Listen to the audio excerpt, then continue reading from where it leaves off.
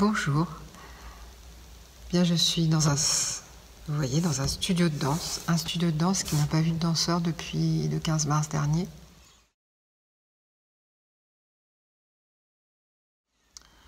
On était tous là, on était en train de travailler pour un spectacle qui n'a pas vu le jour et je ne sais pas quand est-ce que ça sera possible d'ailleurs.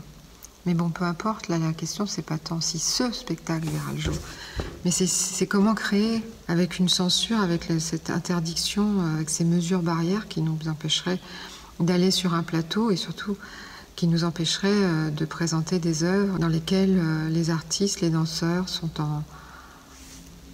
en contact, en appui, en portée, en tension. Je ne peux pas imaginer qu'on puisse travailler avec cette censure. La liberté de créer, pour nous, c'est de laisser les corps, par rapport à un propos, mais les corps passer proches, se toucher, se prendre, se serrer, se repousser. Ça me paraît impensable, ça me paraît totalement cauchemardesque. Je sais pas, j'aurais qu'une envie, faudrait s'exiler, partir dans les endroits où il y aura encore la possibilité de me montrer des corps en contact. Ce serait totalement subversif. Tout ça m'inquiète. On pourrait aussi s'amuser, mais là, ça serait juste comme un jeu, de reprendre tous les spectacles et d'essayer de les réécrire en décrochant, en décollant les danseurs. Ça donnerait d'autres formes, c'est intéressant, pas intéressant, j'ai eu des doutes aussi là-dessus. Voilà, il y aurait plus que des solos peut-être des monologues qui tourneraient. Enfin bon, on voit bien que c'est pas possible. De toute façon, on peut pas vivre sans contact. Alors, on est en plein festival des incertitudes, comme l'a si bien dit et écrit surtout Edgar Morin. D'ailleurs, je vous conseille ce tract de Gallimard.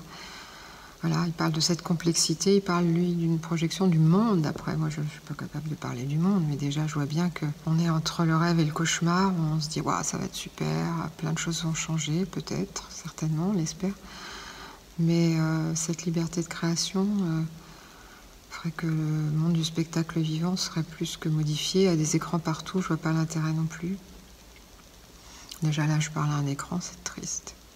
Bon, portez-vous bien. Le monde d'après. C'est une période d'une grande complexité, paradoxale. Je ne sais pas en fait si j'ai envie de réfléchir au monde d'après. J'ai plutôt envie de penser le monde d'avec. Le monde d'avec, c'est celui que nous sommes en train de vivre en ce moment. Il contient le monde d'avant, il contient le monde d'après. Il est en même temps un constat et en même temps un potentiel non encore actualisé. Donc, si j'avais un souhait, il serait condensé, il serait synthétisé par une notion. C'est la notion du care, le prendre soin. Une notion qui résonne évidemment de façon très intense aujourd'hui avec la crise que nous traversons tous. Crise traversant l'ensemble de l'humanité, l'ensemble des humanités.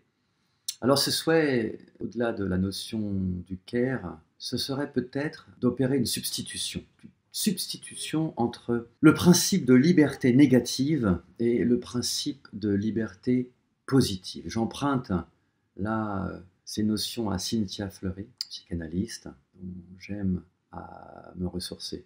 En fait, la notion de liberté positive, c'est le fait de créer un comportement en accord avec le bien commun. Non pas un comportement qui fait en sorte de faire ce que nous voulons, tant que cela ne nuit pas aux autres, non, mais bien de prendre en compte le bien commun.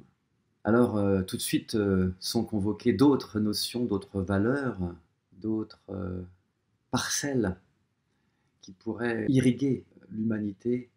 Peut-être la notion de mondialisation-providence, et puis remettre réellement comme sur un piédestal les notions de coopération, les notions qui mettent à distance l'extrême compétitivité, les notions de solidarité, d'empathie.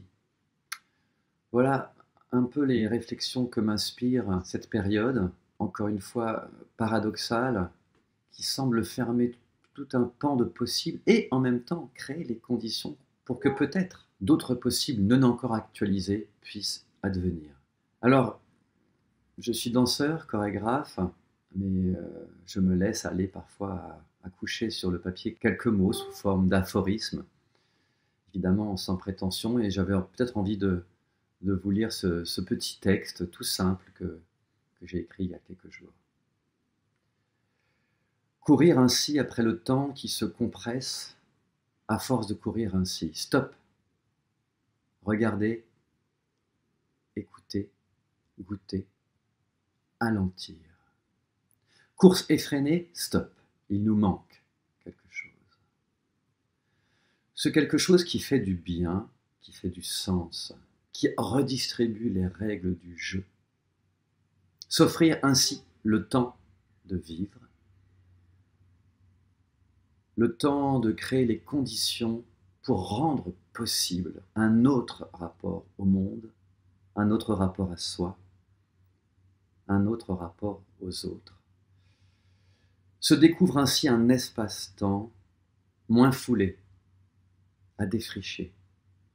Vient le lien aussi autre qui permet de coïncider avec un réel redécouvert.